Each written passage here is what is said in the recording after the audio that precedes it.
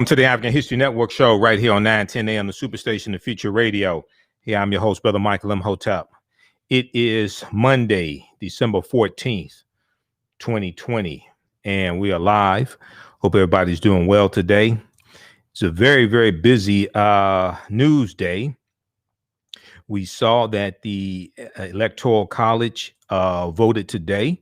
They cast their votes today, and as most experts said, and as I said here on this show repeatedly, as we talked about on our Sunday night show, they voted for Joe Biden. On our Sunday night show, we broke down the last segment. We broke down what would happen when the Electoral College voted. They cast 306 Electoral College votes for Joe Biden. All the nonsense that Donald Trump said would happen, and they're going to send another slate of electors, and we're going to challenge this in the Electoral College, you know, after 55 plus lawsuits fell flat.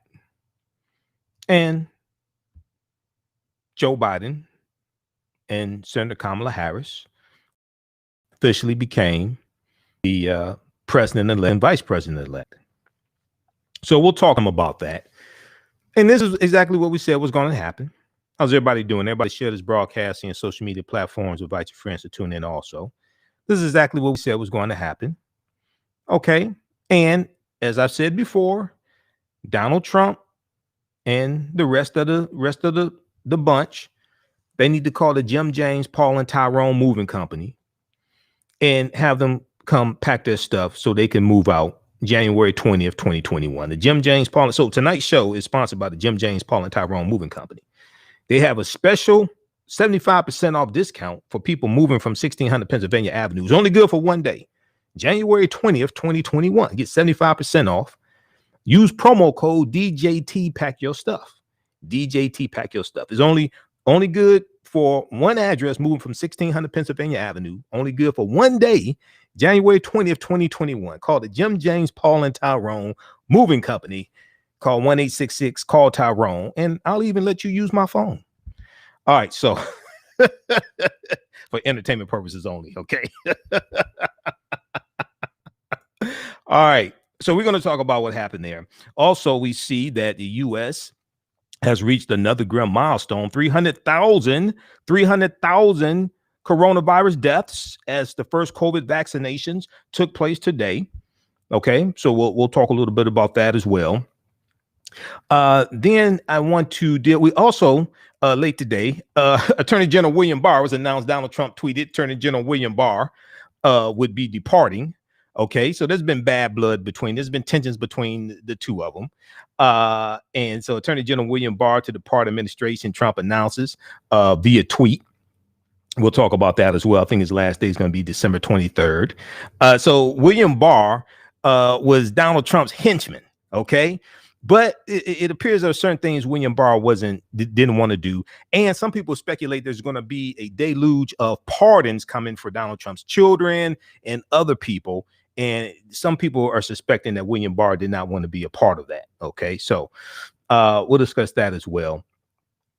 And then we saw this past weekend, we saw Saturday, a bunch of Trump supporters and the Proud Boys, the Poor Boys. We saw them in Washington, D.C., and we see at least 23 arrested as crowds turn unruly after pro-Trump rally in Washington, D.C. There was 23 arrested. You had somebody who was stabbed. WRC TV reported that 4 people were taken to a hospital with stab wounds as well. So you had that taking, they're just acting a fool. These are some of the people who we've said before have not realized that wrestling is not real, have not realized that Donald Trump is lying to them, have not realized that Joe Biden will be president. Joe Biden actually won the election. Okay. And then we see that you have more in the GOP admitting that Joe Biden won after the Electoral College voted today. Imagine that. They admit the obvious. Imagine that. They admit the obvious. Okay. They're coming around. They're coming out of their Fox News, Newsmax coma and starting to acknowledge reality. Some Republicans acknowledge Biden as president-elect after Electoral College vote. I'll be damned. Okay. Wow. They're starting to smell what the rock is cooking. Okay. All right. So we'll talk about that. And then December 11th, we'll deal with a history segment as well. December 11th, 1917, you had in Houston, Texas, you had 13 U.S. soldiers who were executed. 13 U.S. soldiers who were executed. And this also ties into the Houston riots as well. Okay, we're gonna talk about that. I didn't get a chance to talk about that December 11th when it happened. Also, we know December 13th was the birth date of one Ella Baker. Ella Baker, co-founder of the Southern Christian Leadership Conference, the SCLC. Ella Baker also helped to co-found SNCC, Student Nonviolent Coordinating Committee, as well.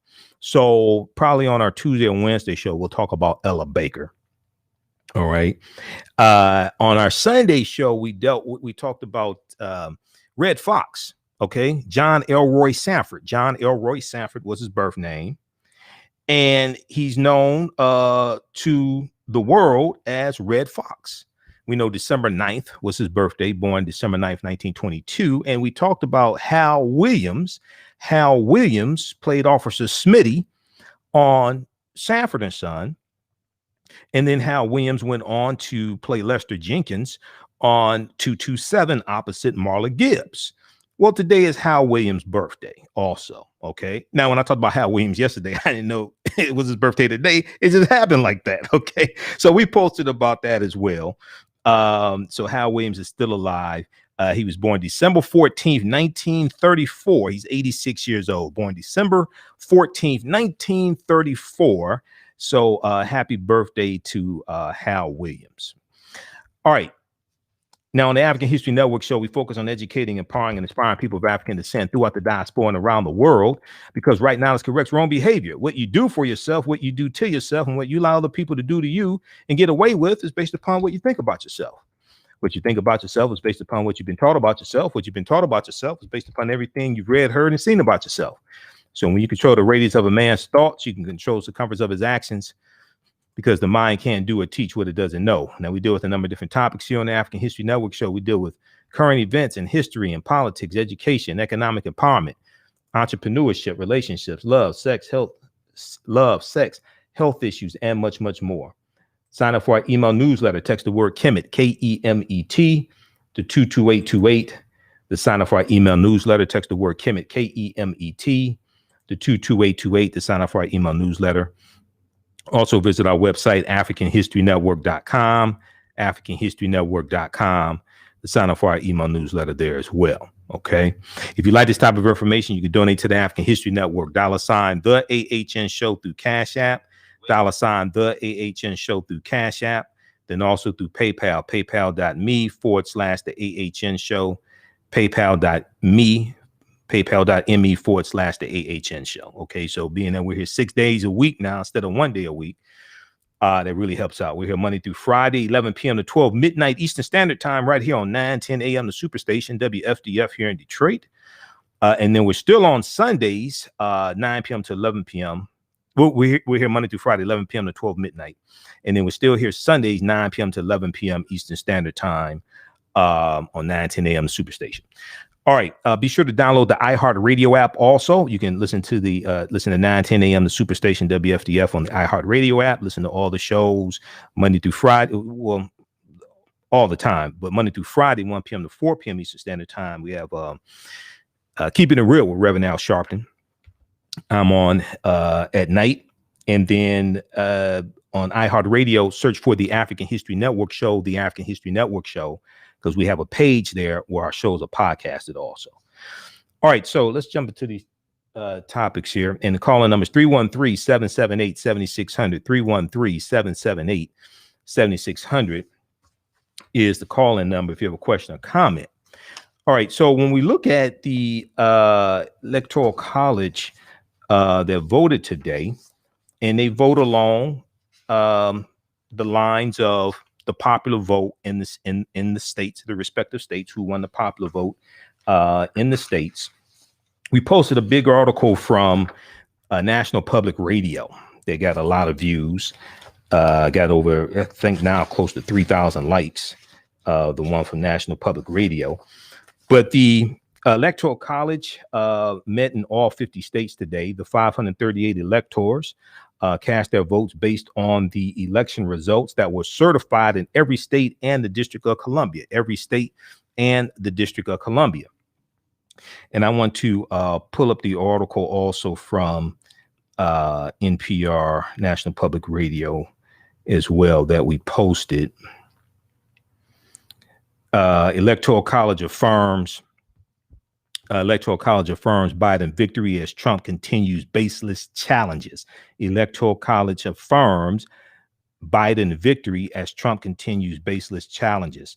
So President-elect Joe Biden and Vice President-elect Senator Kamala Harris received the needed majority of votes in the Electoral College on Monday, in another step putting them closer toward taking the White House January 20th, 2021. Now, just so people understand, it's not the Electoral College. There's no I in the word. It's electoral, just so people understand, okay?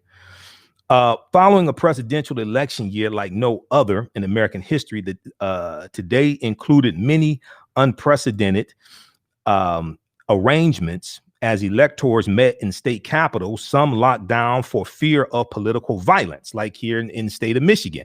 At our state capitol in Lansing, it was locked down, closed to the public, because as authorities reported, there were credible threats of violence. So they closed it to the public. There was a group of Republican electors, a slate of Republican electors that showed up that tried to gain interest to cast their votes for Donald Trump. Michigan State Police wouldn't let them in. Rightfully so. Rightfully so. Okay. I know a lot of people talking about defund the police. This ain't one of those things. No, police did the right thing. They told them, keep your ass out of here. You know you don't belong here. Okay. So so following a presidential election year like no other in American history, the day included many unprecedented arrangements as electors met in state capitals, some locked down for the fear of political violence, in convention centers and online to dole out the nation's 538 electoral college votes. California's 55 electoral college votes pushed the ticket over the threshold of 270 needed to win. I watched that live on MSNBC. California has the most number of electoral college votes at 55. Texas has 38. Michigan has 16. Pennsylvania has 20, if I remember correctly. So it's based upon population. This is why the U.S. Census is so important. This is why the U.S. Census is so important.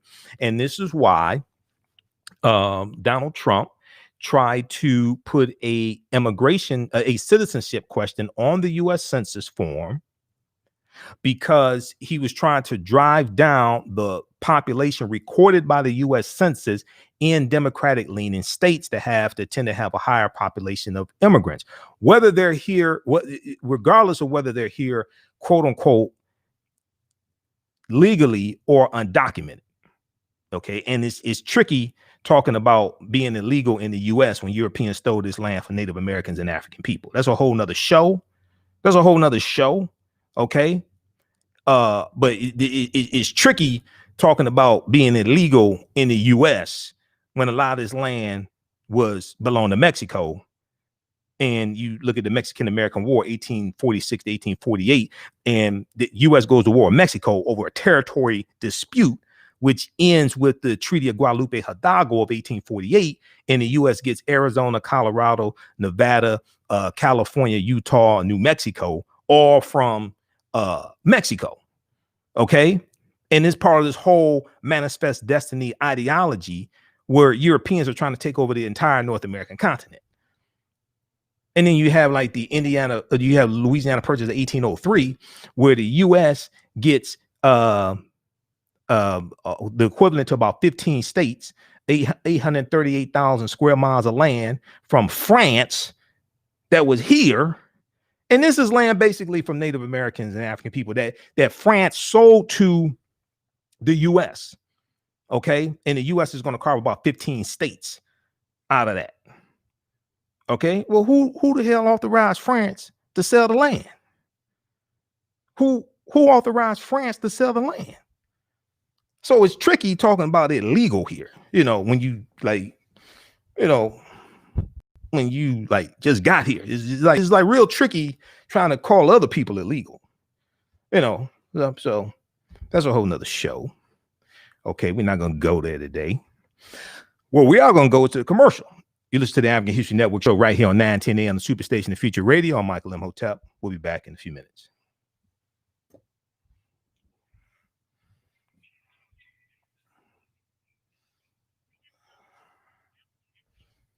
How much? Yeah.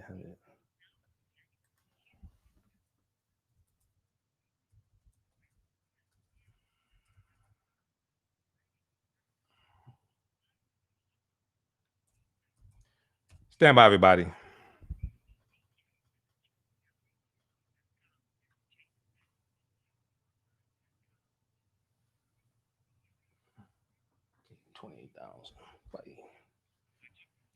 All right, stand by. We'll be back in a couple of minutes here. Listen to the African History Network show right here on 910 AM, the Superstation. Okay, everybody share this broadcast. Everybody share this broadcast on your social media platforms. Invite your friends to tune in also. How's everybody doing? All right, we'll be back from commercial break in a couple of minutes here. African-American business owners supposed to name your business here on the thread of the broadcast. Email us at customerservice@africanhistorynetwork.com. Customerservice@africanhistorynetwork.com. We'll let you know how you can advertise with the African History Network. Stand by. We should be back from break in 2 minutes. How's everybody doing? I got to get ready for this next segment. It's been a busy day.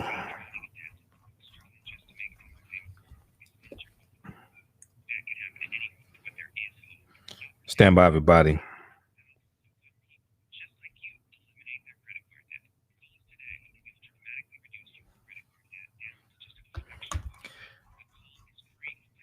All right.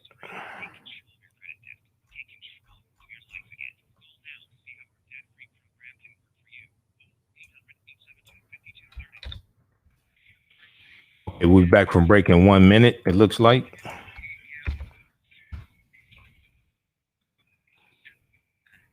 Stand by.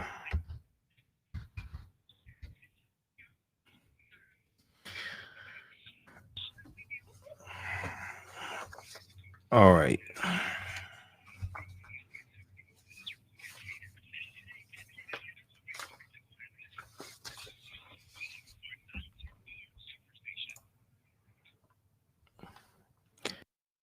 Welcome back to the African History Network show right here on 910 AM, Superstation, the Future Radio. Hey, I'm your host, Brother Michael Imhotep. It is Monday, December 14th, 2020, and we are live. Today is the 86th birthday of one Hal Williams. Hal Williams is best known as portraying Lester Jenkins on the TV show 227 opposite Marlon Gibbs, and also he's known as Officer Smitty, everybody's favorite police officer. I want police officers like Smitty and Hoppy. If we had police officers like Smitty and Hoppy, there would not be a police brutality problem. There wouldn't be racial profiling. I want officers like Smitty and Hoppy. Okay. From Sanford and Son. They were there to serve and protect. Okay. We talked. So you can go back and watch our Sunday night show, because we did a tribute to Red Fox. December 9th was Red Fox's birthday. December 9th was Red Fox's birthday, right? And we know that Red Fox was born December 9th, 1922. His birth name was John Elroy Sanford. John Elroy Sanford. Sanford was his real last name. His brother, he had an older brother named Fred G. Sanford Jr. His father's name was Fred Sanford. His brother was Fred Glenn Sanford Jr. So Fred Sanford, the character of Fred Sanford on Sanford and Son, was named after his brother, in honor of his brother and his family. John Elroy Sanford Red Fox was from St. Louis, Missouri. So on yesterday's show, we talked some about Officer Smitty and Hoppy, and see one of the things was so crazy. We're gonna get to these stories here, but this is good. We get to this news. So they had a number of different character traits with Sanford the son. So early in the series, Fred Sanford had that drawer full of eyeglasses, and only one pair worked, right? He had 50 pairs of eyeglasses, only one pair worked. But with Smitty and Hoppy, Officer Smitty, played by Hal Williams, he spoke two languages. He spoke standard English, and then he spoke jive. He spoke like street language, or the lingo, or the brothers, right? So so Hoppy, the white officer, he's standing there talking in standard English, right? And then Fred and Lamont look at Smitty and they look at Hoppy like, what is he talking about? So then Hoppy has to translate, okay? Did you get done in, right? Did you get ripped off? And then Smitty is trying to teach Hoppy the language of the people, but he never gets it right, okay? So he's like, oh, I heard you got torn off. That's ripped off. Oh, yeah, ripped off. So it's a classic show. I have all 122 episodes of Sanford and Son on DVD. Classic show. So happy birthday to Hal Williams. All right, so let's get back to the news. Let's get back to our news roundup segment. Then we'll do some history as well. So as most experts predicted, and people know what the hell they're talking about, predicted, the Electoral College certified the votes of the will of the people. Okay.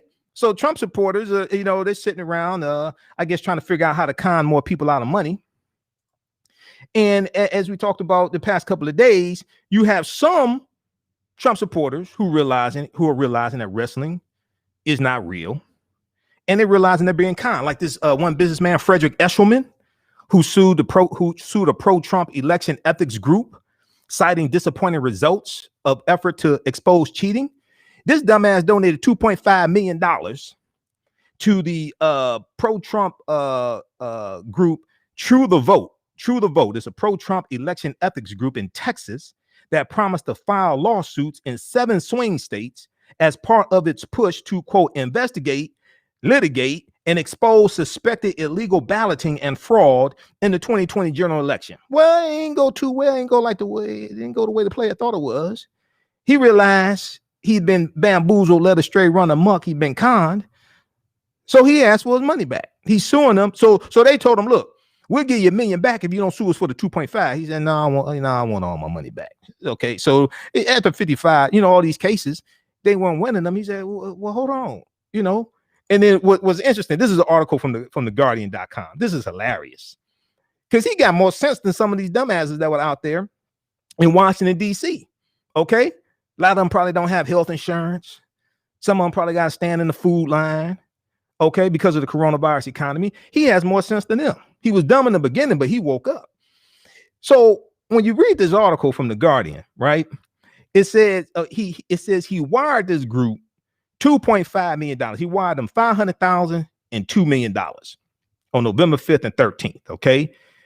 He's seeking the return of the full $2.5 million that he says he wired based upon instructions he was given in chunks of $2 million and $500,000 on November 5th and November 13th. Okay. Then it talked about how he started suing them after they stopped returning his calls. They stopped responding to him. Let me see. What did it say? Made it necessary to pursue a different path. Announcing they had withdrawn. Yeah, they were withdrawing legal filings in Georgia, Michigan, Pennsylvania, and Wisconsin, all 4 states that were won by Biden. But what happened was they stopped responding to him, started giving him vague answers of what was going on.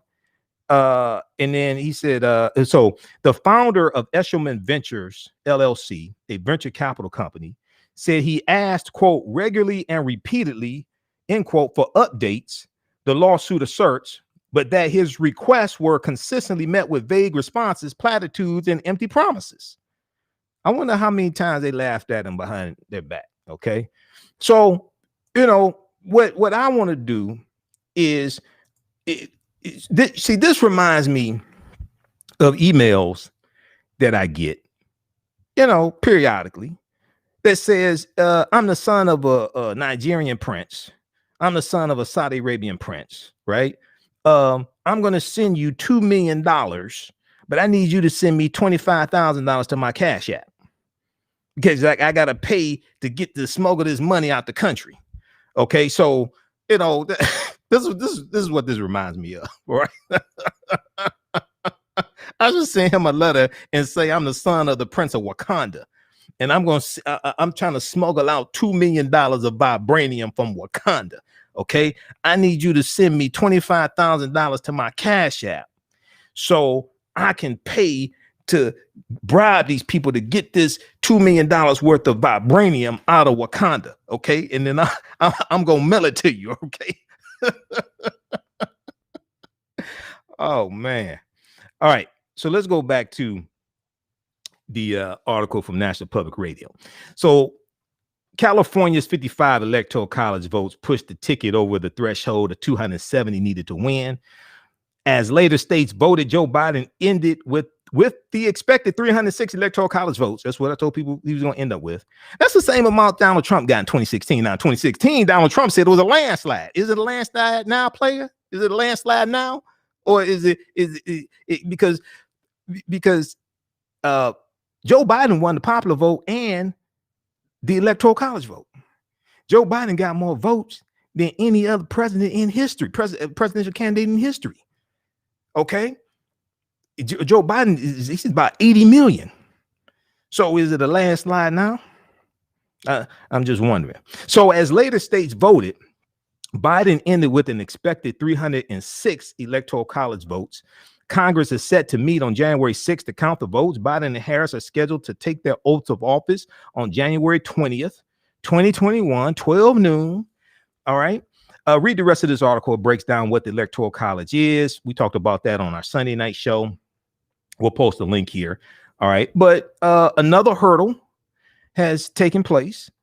And Joe Biden gave an address this evening. And Joe Biden lashed out also at Donald Trump for continuing to lie. Okay. Continuing to lie. There was an article from NBC News. This one here. And then read the updates from the Washington Post. They have good live updates. Biden secures win over Trump as electoral votes put President-elect over the top. Biden offers spirited condemnation of Trump's efforts to undermine election. Biden offers spirited condemnation of Trump's efforts to undermine election. So it talks about how Joe Biden attacked Republicans for making baseless claims about the legitimacy of the election after a month of downplaying the danger of Trump's and Republicans' efforts to delegitimize Biden's win in the general election. The president-elect Joe Biden unleashed a forceful condemnation on Trump and his allies hours after the Electoral College made his win official once and for all. How many times has Biden won?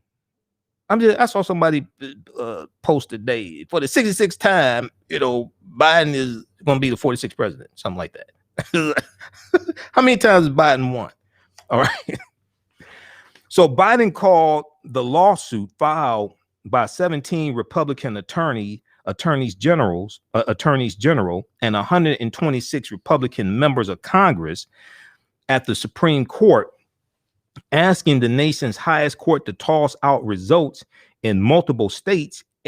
He called it an, quote, unprecedented assault on our democracy, So I did a special broadcast Friday dealing with this frivolous lawsuit that they tried to take to the U.S. Supreme Court. Okay, we dealt with that Friday. Go back and watch that broadcast. Biden called Republicans' efforts to undermine lawful results a quote position so extreme we've never seen it before. A position so extreme we've never seen it before. And he pointed out the number of Republican judges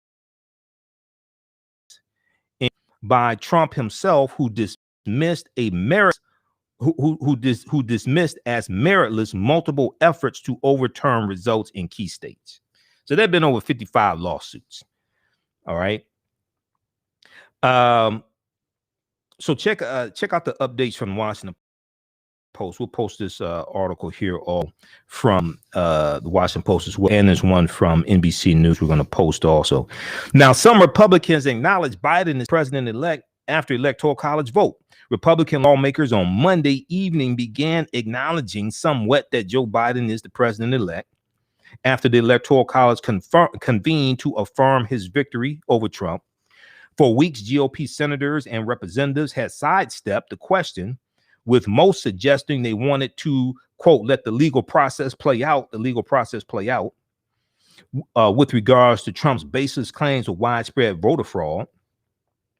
And there has been no evidence of such fraud that would have changed the outcome of the election. That's why these lawsuits keep getting thrown out. They're being thrown out by judges who were nominated by Trump, judges who were nominated by other Republican presidents, and judges nominated by President Obama and Democratic presidents. They're being thrown out all across the country.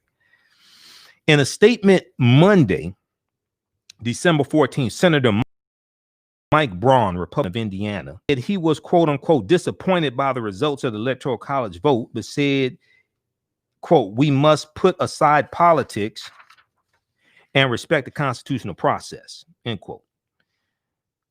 He went on to say, today, the Electoral College has cast their votes and selected Joe Biden as the president-elect. State legislatures, state courts, and the United States Supreme Court have not found evidence of voter fraud to overturn the results of the Electoral College vote, end quote, Senator Mike Braun said. What the hell do you think was going to happen in the Electoral College? Man, some of these people are just cowards. Some of these people are just cowards, and they're afraid to stand up to Donald Trump and his followers.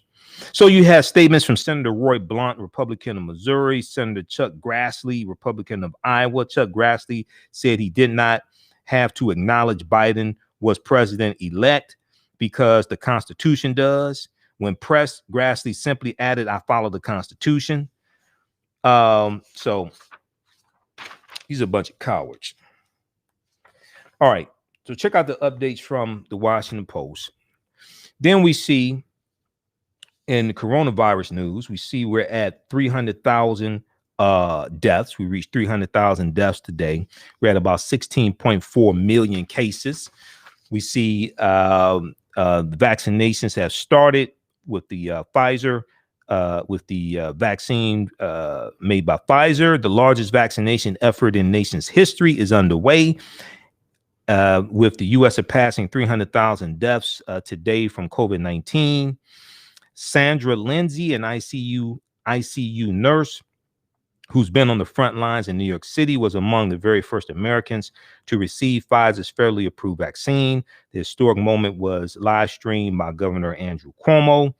On Sunday, trucks and cargo planes carrying the first doses began fanning out across the country. Pfizer expects to deliver 2.9 million doses to 636 locations across the country by the end of the week. Hospital workers and nursing home residents and staff are being prioritized. Most Americans likely will not receive the vaccine until next year, till 2021.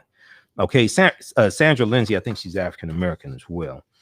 Let me see here. Any more quick highlights I want to go to before we go to the next topic? All right.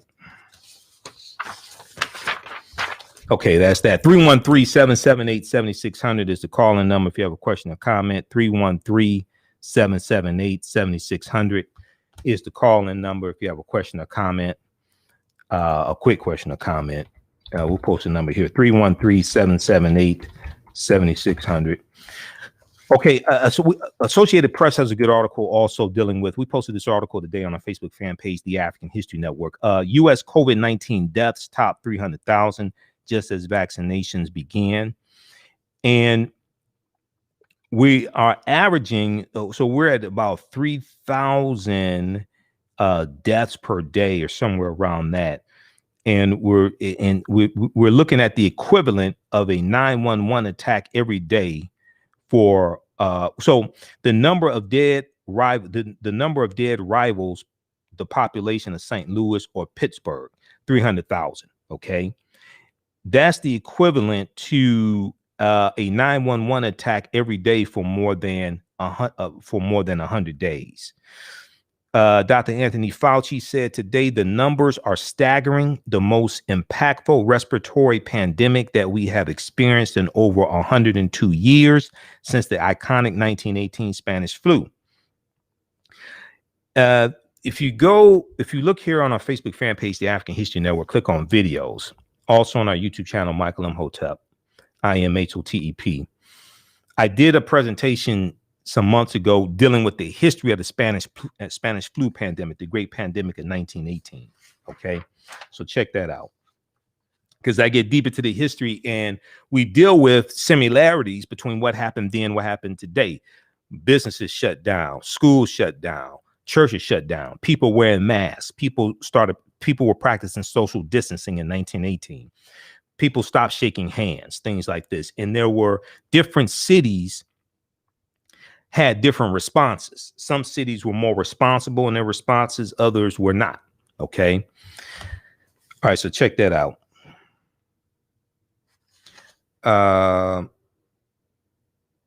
Okay, you got that. So this past Saturday, you had this rally in Washington, D.C. And we've seen the footage of it, and you had the Proud Boys and these Donald Trump supporters out there burning a banner that said Black Lives Matter. They defaced a couple of African-American churches, to my understanding. We posted this article from USA Today. At least 23 arrested as crowds turn unruly after pro-Trump rally in Washington, D.C. At least 23 arrested as crowds turn unruly after pro-Trump rally in Washington, D.C. So a crowd waving American flags and wearing masks and wearing Make America Great Again hats gathered Saturday in Freedom Plaza in support of Donald Trump and his allegations of voter fraud in the presidential election.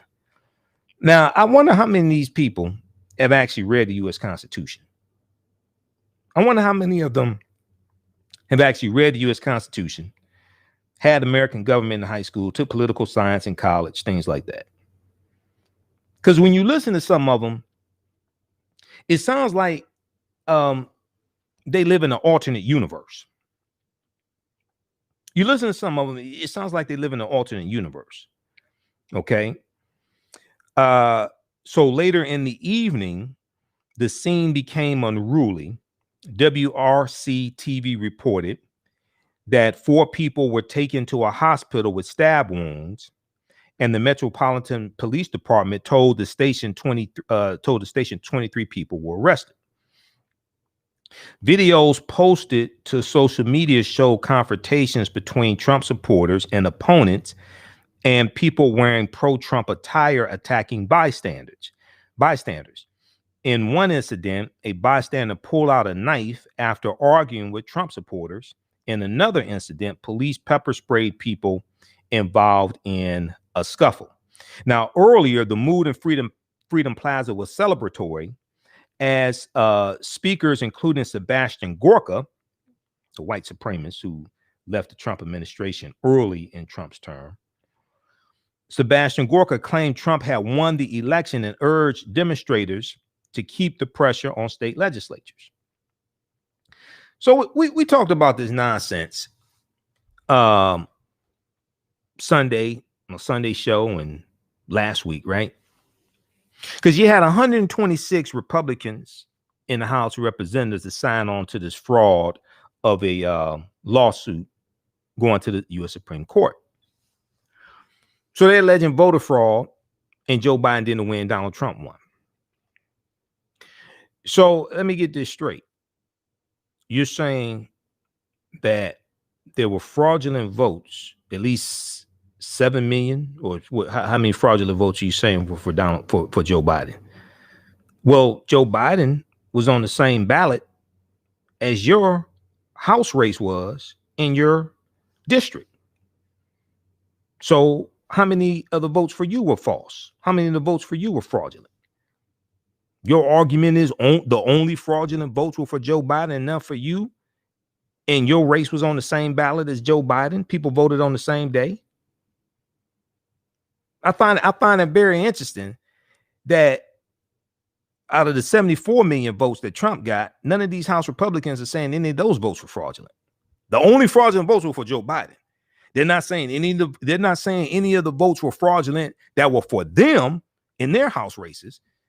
So my thing is, well, wait a second. If you want to overturn the results of the election, shouldn't the results of the election that you won be overturned also? It's just the other guy. These members of the House of Representatives, these Republicans that won these House races, because Republicans won seats from Democrats in the House of Representatives. Republicans beat Democrats in some of these House races. So you saying all that was legitimate, but only this one over here with Joe Biden, that's what the only false votes were. None of the false votes were for you all. Yeah, right. Okay. Now, a few blocks away, things were getting tense near Black Lives Matter Plaza, not far from the White House. Police in riot gear formed a line to separate members of the Proud Boys, or the Poor Boys, as Joe Biden called them, a far-right nationalist group from counter-protesters. Proud Boys antagonized police, demanding to be let through and trading expletives with counter-protesters. On Saturday night, more videos posted to social media showed fights and documented far-right demonstrators burning a Black Lives Matter banner. The violence escalated after dark, even as police worked to keep Proud Boys members away from counter-protesters, according to the Washington Post. Now, there was one Proud Boys member that got a tour of the White House. And people were asking, who invited him to the White House? They're trying to figure out, was it Trump? It's like, who invited him to the White House?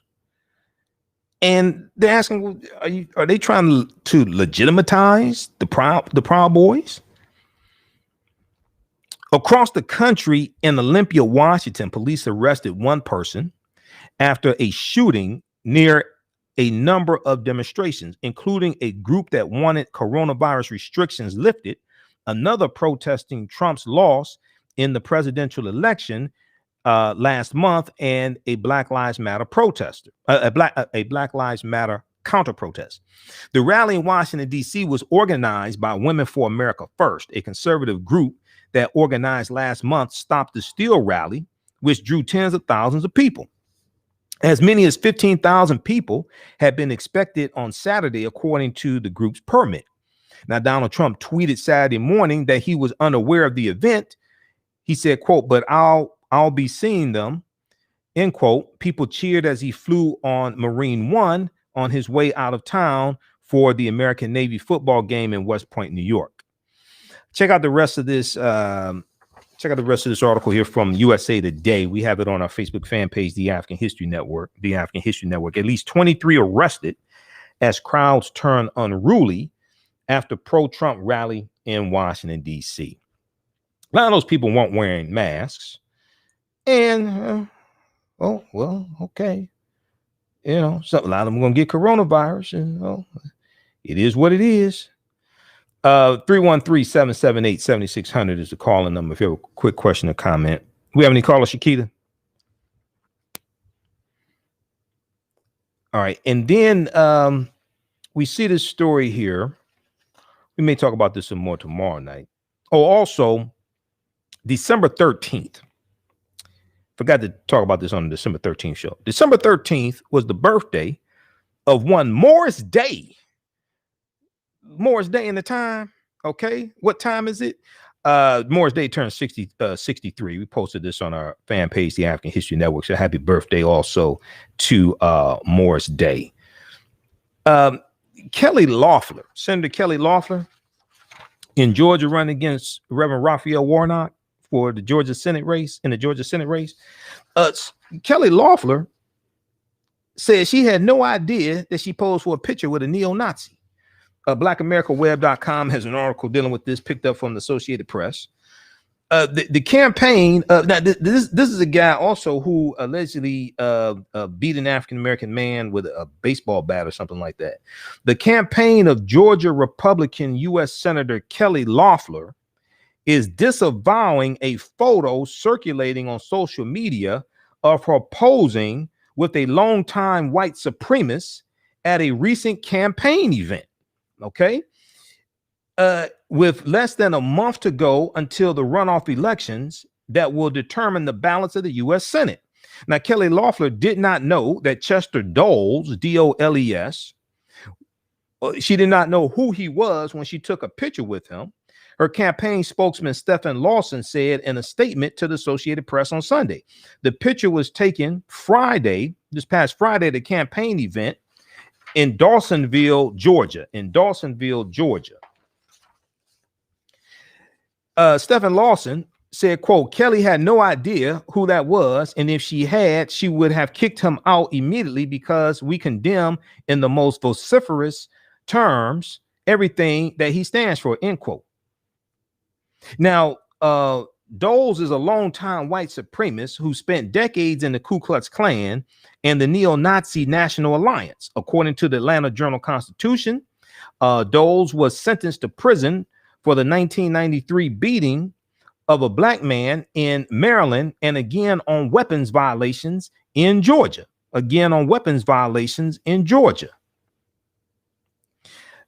In response to a message from, so Doles is also associated with the Hammerskins, which is a racist skinhead gang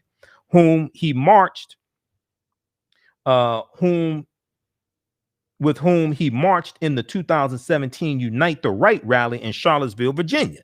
So Charlottesville, Virginia, Unite the Right rally. That's where the chaos broke out. And that's where a lot of people were injured, and Heather Heyer was killed, okay, when the car ran through a group of protesters, okay? He was there also. I wonder what he was doing there, okay? Maybe he was there trying to protect property because he was so concerned about property, okay, being damaged. Now, in response to a message from the Associated Press, Chester Doles, in response to a message from the Associated Press, we'll go to the phone line in just a minute here. Chester Doles said Sunday he had, quote, publicly renounced racism on several occasions in the past couple of years. Chester Doles added that he attended a, quote, redemption service standing in front of an all-black congregation and told my story and renounced all racism and asked for God's forgiveness. Now, that is true. Some white supremacists have a come to Jesus moment, realize the error of their ways, and repent and change their ways. That does happen.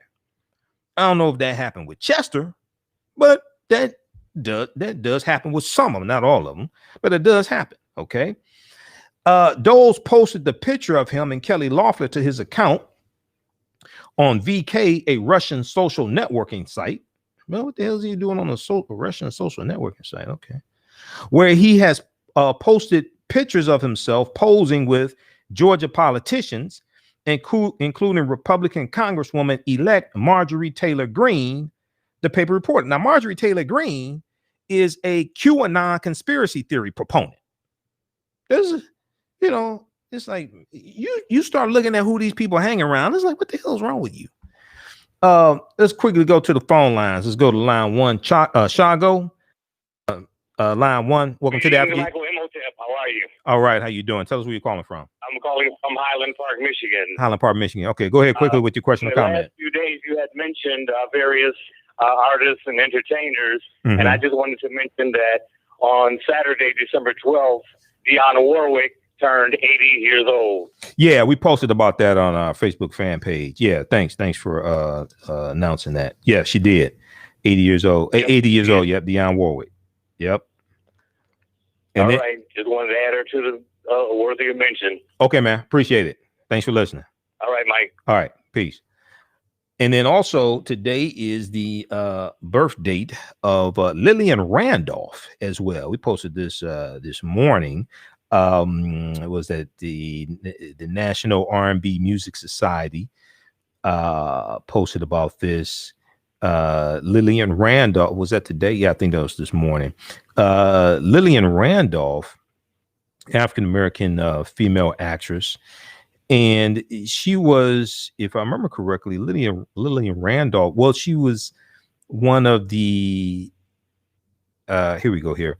Remembering Lillian Randolph on the day of her birth, actress and singer, a veteran of radio, film, and television. She worked in entertainment from the 1930s until shortly before her death. She appeared in hundreds of radio shows, motion pictures, short subjects, and television shows. Lillian Randolph is most recognized for appearing in It's a Wonderful Life in 1946, the movie Magic 1978, and The Onion Field in 1979, the last of which was her final on-screen project. She prominently contributed her voice to the character Mammy Two Shoes in the Tom and Jerry cartoons between 1940 and 1952.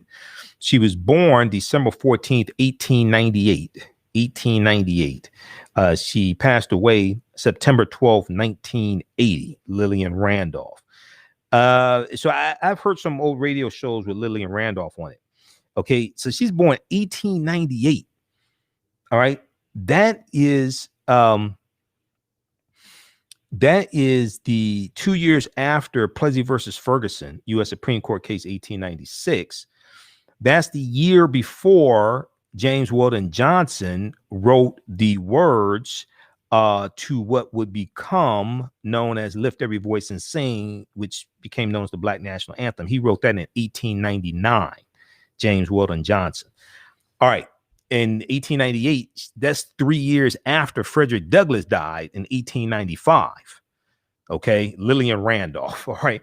Okay, we're going to continue this discussion on our social media platforms, our Facebook fan page, The African History Network, The African History Network, and our YouTube channel, Michael Imhotep. We're going to talk about December 11th, 1917, U.S. Army executes 13 African-American soldiers in Texas. Find out what happened and why. So those watching us on Facebook and YouTube, keep watching. We're out of time here on 910 AM, the Superstation, the Future Radio, WFDF in Detroit. If you like this type of information, also, you can donate to the African History Network. $ the AHN Show through Cash App. $ the AHN Show through Cash App. And then also through PayPal, paypal.me /the AHN Show, paypal.me /the AHN Show, and at our website, AfricanHistoryNetwork.com. AfricanHistoryNetwork.com. Click on the yellow donate button. Also, my DVD lectures are there, digital downloads, and we have a recommended reading list of about 70 books there, and you can read articles that I've written also. Remember, at the African History Network, we focus on educating, empowering, and inspiring people of African descent throughout the diaspora and around the world, because right now it's correct wrong behavior.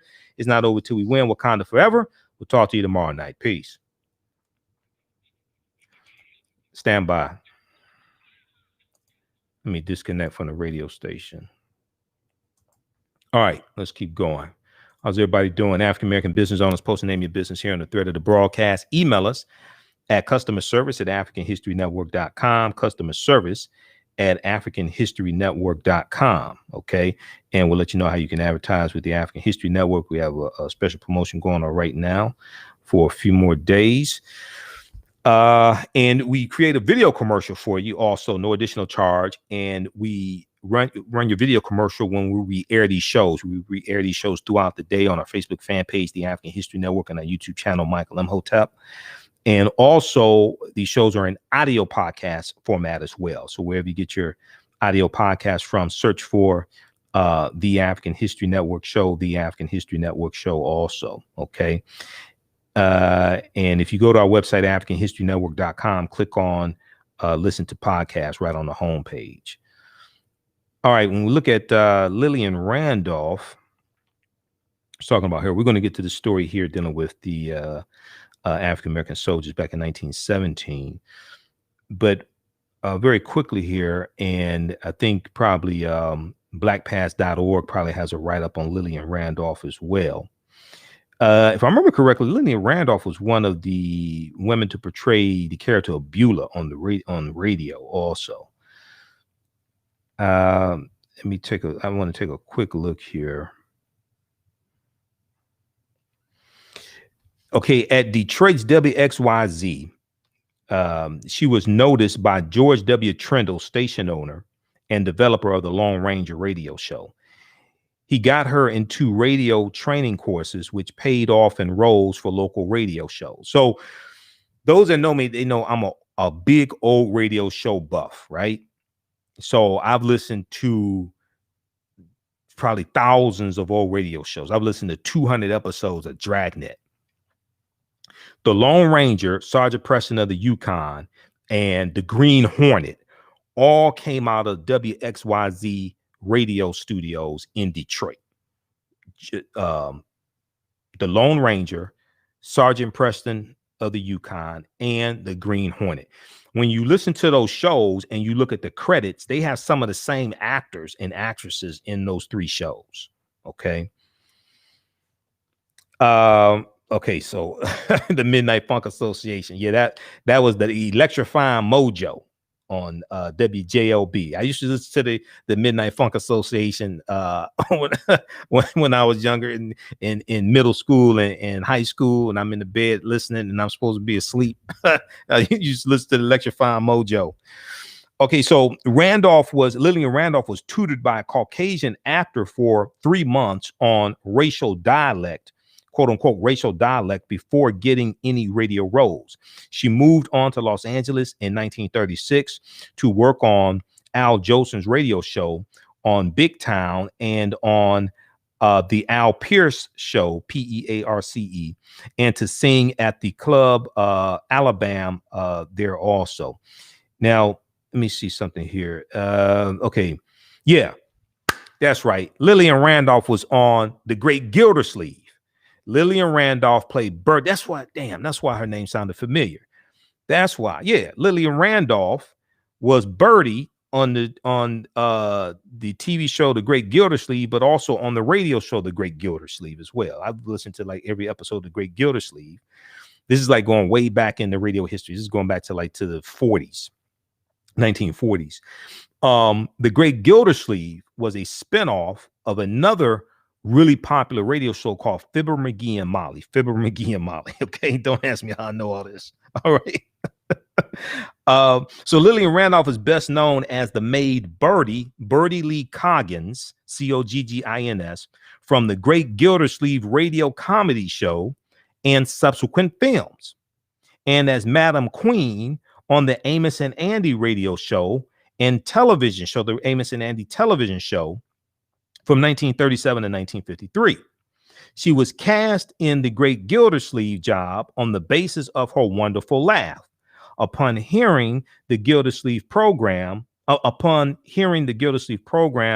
was beginning, Lillian Randolph made a dash to NBC. She tore down the halls when she opened the door for the program. She fell on her face. Randolph was not hurt and she laughed. This got her the job. She also portrayed Birdie in the television version of The Great Gildersleeve. Okay. So you can read more about this. Is an entry from Wikipedia about Lillian Randolph. And the National R&B Society, when they had the write-up on her, they did not mention The Great Gildersleeve. See, I remember her from old radio. And I've listened to like thousands of old radio shows. Everything from Dragnet to The Shadow to the Green Hornet. The Green Hornet is like one of my favorite. Okay, Britt Reed is the Green Hornet. Now, here's some background history on this, right? The Green Hornet, Britt Reed, is the grandnephew of the Lone Ranger.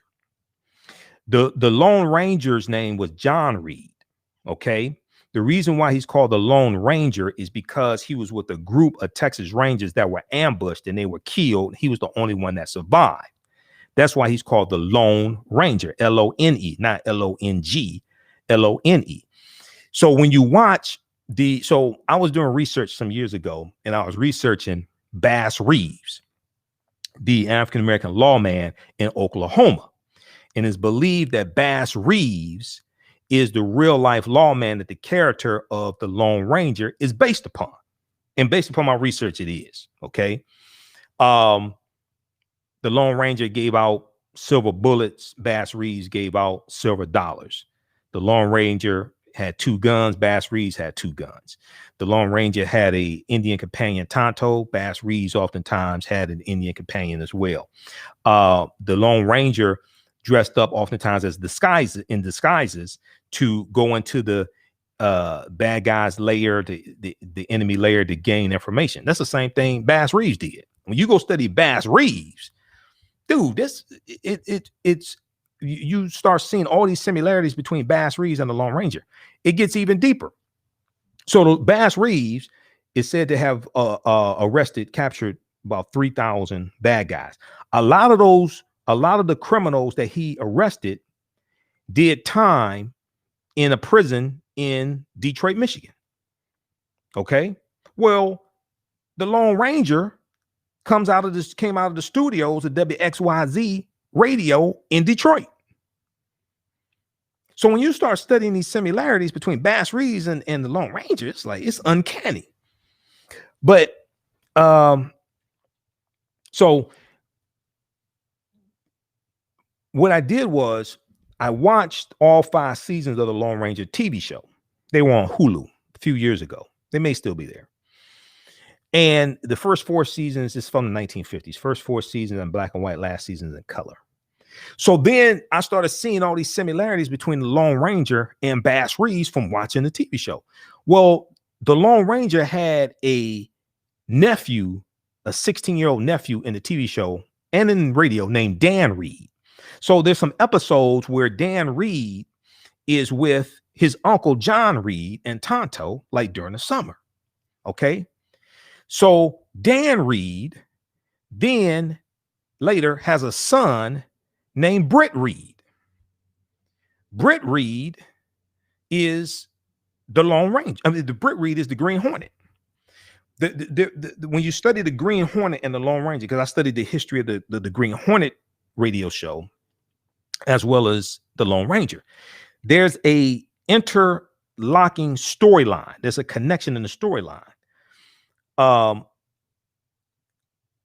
Britt Reed is the grand nephew to the Lone Ranger. Okay. It was, and I think it's I don't think it's the great grandnephew. I think it's the grandnephew. Yeah. But he's Britt Reed, the Green Hornet, is a descendant of the Lone Ranger. They both wore masks also. They both had companions as well. And both of those shows came out of WXYZ radio stations in Detroit. And let me see something here. I know I've got this. I got all this stuff bookmarked. Okay, but let's continue here. Because we did 3 hours and 20 minutes last night. I ain't trying to do that today. We did the show was 2 hours. We did 3 hours and 20 minutes yesterday. I'm going through editing the video now. I ain't trying to do that tonight.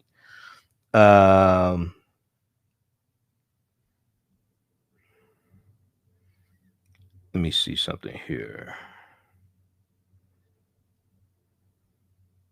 All right, let's continue. How's everybody doing? We got Linda, we got Cranston, Swollen, Christy. Everybody share this broadcast on your social media platforms, okay? Yeah, the Lone Ranger's nephew was Dan Reed in the Green Hornet radio shows. Let me pull this up here.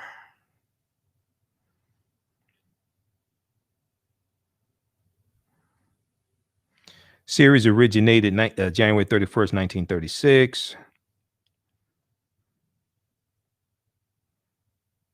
And WXYZ 1935, George W. Trendle, the WXYZ co-owner radio station and managing partner who had spearheaded the development of the Lone Ranger, sought to bring on air a similar series with Fran Stryker and director James Jewell. Trendle and director James Jewell. Trendle sought to create a series that would show that a political system could be riddled with corruption and that one man could successfully combat this white collar lawlessness. Liking the acoustic possibilities of a B sound, BEE, like a bumblebee, George W. Trendle directed it to be incorporated into the show. The team experimented with names, with Trendle liking the Hornet, but that name had been used elsewhere and could have posed, trademark problems. Colors, including blue and pink, were considered before the creators settled on green, and they settled on the Green Hornet. Let me see here. Relationship to Lone Ranger. The Lone Ranger's nephew was Dan Reed. In the Green Hornet radio shows, the Hornet's father was likewise named Dan Reed, making Britt Reed the Lone Ranger's grandnephew. Okay.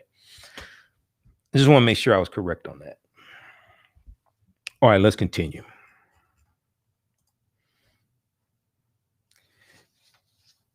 Okay, where were we? Okay, so we were talking about Senator Kelly Loeffler. Read the rest of this. She said she didn't know she was taking a picture with a guy, former member of the Ku Klux Klan, etc. That's blackamericaweb.com. And they have a article that we posted dealing with that today. Also, D.L. Hughley posted about this as well.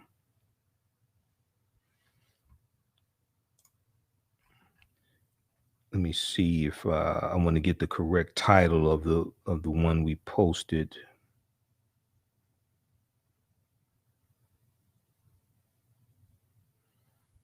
Just a second here. It was something dealing with beating a African American man.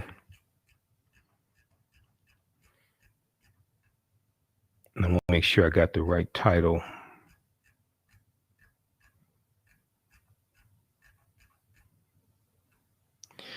Let's see. Okay, Senator Kelly Loeffler.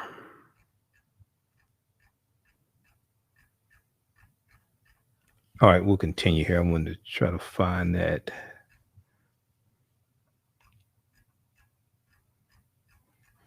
Article. Maybe it was on, maybe I posted on my personal page. Okay, let's continue. Okay, so December 11th, 1917. December 11th, 1917, and this comes from Equal Justice Initiative, EJI.org. U.S. Army executes 13 black soldiers in Houston, Texas. U.S. Army executes 13 black soldiers in Houston, Texas. On December 11th, 1917, U.S. Army executed 13 black soldiers who had been previously court-martialed and denied any right to appeal. In July 1917, the all-black 3rd Battalion of the 24th United States Infantry Regiment was stationed at Camp Logan near Houston, Texas, to guard Camp Logan in Houston, Texas, near Houston, Texas, to guard white soldiers preparing for deployment to Europe. From the beginning of their assignment at Camp Logan, the black soldiers were harassed and abused by the Houston police force. Okay. The black soldiers were harassed and abused by the Houston police force. And we're going to try to pull this up here. Okay. On August 23rd, 1917, several soldiers, including a well-respected corporal, were brutally beaten and jailed by police. Police officers regularly beat African-American troops and arrested them on baseless charges. The August 23rd assault was the latest in a string of police abuses that had pushed the African-American soldiers to their breaking point,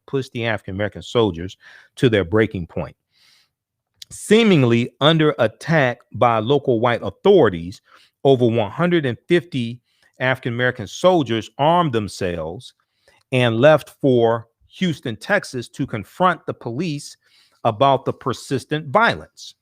They planned to stage a peaceful march to the police station as a demonstration against their mistreatment as a demonstration against their mistreatment by police. However, just outside the city, the soldiers encountered a mob of armed white men. In the ensuing violence, 4 soldiers, 4 policemen, and 12 civilians were killed. 4 soldiers, 4 policemen, and 12 civilians were killed. In the aftermath, the military investigated and court-martialed 157 African-American soldiers. 157 African-American soldiers were investigated and court-martialed, trying them in 3 separate proceedings. In the first military trial held in November 1917, 63 soldiers were tried and 54 were convicted on all charges. At sentencing, 13 of the soldiers were sentenced to death, and 43 of the soldiers received life imprisonment. Okay. 13 of these African-American soldiers were sentenced to death, and 43 received life imprisonment. The 13 condemned soldiers were denied any right to appeal and were hanged on December 11th, 1917. The second and third trials resulted in death sentences for an additional 16 soldiers. However, those men were given the opportunity to appeal, largely due to negative reactions to the first 13 African-American soldiers who were unlawfully executed.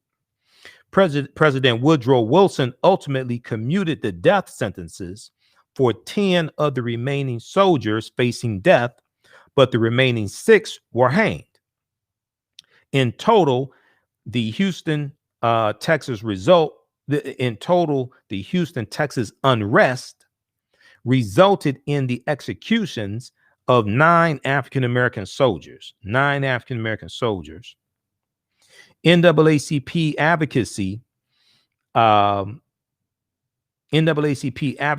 and legal assistance later helped secure the early release of most of the 50 soldiers serving life sentences. No white civilians were ever brought to trial for involvement in the violence. Okay. So in total, the Houston unrest resulted in the executions of, 19 black soldiers. All right.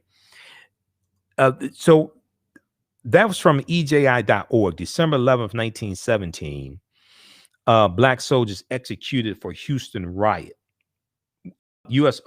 Army executes 13 black soldiers in Texas. That's the piece from EJI.org, the Equal Justice Initiative. Now, the Zen Education Project also has a piece on this that we posted as well. December 11th, 1917, black soldiers executed for Houston riot. Okay. And it talks about how on December 11th, 1917, 13 African-American soldiers were hanged just outside of San Antonio, Texas, for alleged participation in the Houston riot, or also referred to as the Houston Mutiny, that took place in August 1917. The Houston riot was started after a case of police brutality, as described by the Paris, Texas branch of the NAACP. They said, quote, at noon on August 23rd, 1917, police dragged an African-American woman from her home and arrested her for public drunkenness. A soldier from the camp asked what was going on and was beaten and arrested as well. When Corporal Charles Baltimore, a military police officer, learned of the arrest, he went to the police station to investigate. He was beaten, then shot at as he was chased away. Rumors soon reached the camp that Charles Baltimore had been killed and that a white mob was approaching. Soldiers armed themselves and began their march toward the city. A riot ensued, leaving 16 white people dead, including 5 policemen, 4 African-American soldiers also died. The Army held 3 court-martials following the Houston riot and found 110 African-Americans guilty. 19 African-American soldiers were executed and 63 received life sentences in federal prison. 2 white officers faced court-martial, but they were released. No white civilians were brought to trial. All right. The 13 soldiers hanged on December 11th were Sergeant William C. Nesbitt, Corporal Larson J. Brown, Corporal James Wheatley, Corporal Jesse Moore, Corporal Charles W. Baltimore, Private William Brackenridge, Private Thomas C. Hawkins, Private Carlos Snodgrass, Private Ira B. Davis, Private James Devine, Private Frank Johnson, Private Rossley W. Young, and Private Pat McWater. Okay, so you can check this out from the Zinn, Z-I-N-N. They have a lot of good articles there. The Zen Education Project at zenproject.org, because we posted this one also. I think this was the first one we posted. I've posted about this, of course, in the past, but today we posted this article first from the Zen Education Project. And then we posted the one from EJI.org. And usually I try to post each day one of the posts from EJI.org. They deal with like this date in African-American history and something that happened, usually something tragic, because they're dealing with lynchings. Okay, so, and then we try to post about birthdays of celebrities, things like that, African-American celebrities. There's some history in there as well. And we share some content from, we share birthday posts from the National R&B Music Society and Soul TV to lighten things up. But that ties into history also. All right. How's everybody doing? Okay, hey, if you like this type of information, also you can donate to the African History Network, $, the AHN Show through Cash App, $, the AHN Show through Cash App, and also through PayPal, paypal.me /the AHN Show, paypal.me /the AHN Show. Okay, that's the Zen Education Project, ZINN, the Zen Education Project. And their website is zenedproject.org, zenedproject.org. All right. And then what we'll do is on our Tuesday show, we'll deal with that segment, grown man versus grown male, grown man versus grown male. We'll deal with that on the Tuesday show. I didn't get a chance to squeeze that in here, so we'll deal with that on our Tuesday show. That was DeAndre Whitfield, who was on Sister Circle Live. He's talking about the difference between a grown man and a grown male. A grown man is there to be of service. A grown male is there to be serviced. Okay. And he's talking about how to understand the difference. So we'll do a segment dealing with that on our Tuesday show, and people can call in and voice their opinion. So the article from blackamericaweb.com, Kelly Loeffler smiles with ex-KKK leader who nearly beat a black man to death. That was an earlier article dealing with Kelly Loeffler and the alleged white supremacist she was taking a picture with. Okay. And then let me see. Is this the same article? No, this is from, okay. So that one is from Bruce C.T. Wright, who also writes for news1.com. Kelly Loeffler smiles with ex-KKK leader who nearly beat a black man to death. That is from blackamericaweb.com. And then Black America Web had a follow-up article they picked up from the Associated Press. Loeffler campaign, she had no idea she posed with neo-Nazi. Okay, so she's saying, you know, she had no idea he was a white supremacist, you know, anything like that. So, hey, I had a joke I was going to make, but I didn't, but I am. So it's like, because I could just see Kelly Loeffler. So keep in mind, see, Kelly Loeffler also is part owner of a WNBA team, and she's against Black Lives Matter. So she was against her players who supported the Black Lives Matter movement and spoke out against the killing of Breonna Taylor, things like that, right? So, you know, I was thinking Kelly Loeffler would say something like, KKK, is that like roadside assistance for white supremacists? Is that like AAA, right? KKK. So anyway, that's just the way I think. But is KKK roadside assistance for white supremacists? Like AAA, right? All right, look, hey, we had to get out of here. Remember, the African History Network, we focus on educating, empowering, and inspiring people of African descent throughout the diaspora and around the world, because right now it's correct wrong behavior. We're here 6 days a week, Monday through Friday, 11 p.m. to 12 midnight Eastern Standard Time. We broadcast the first hour on 9:10 AM Superstation WFDF here in Detroit. I do radio here in Detroit. And then we continue on our social media platforms as we go over. We're wrapping up earlier tonight than some nights. And then Sundays, I've been doing the Sunday time slot, 9 p.m. to 11 p.m. for 4 years on 9:10 AM the Superstation. So we still do Sundays as well. Okay. So on 6 days a week, African-American business owners, email us at customer service at AfricanHistoryNetwork.com, customer service at AfricanHistoryNetwork.com, and we'll let you know how you can advertise with the African History Network also. Okay. And we rebroadcast a lot of these shows throughout the day on our Facebook fan page and our YouTube channel. All right, look, we have to get out of here. Remember, right now it's correct wrong behavior is not over till we win. Wakanda forever. We'll talk to you tomorrow. Peace.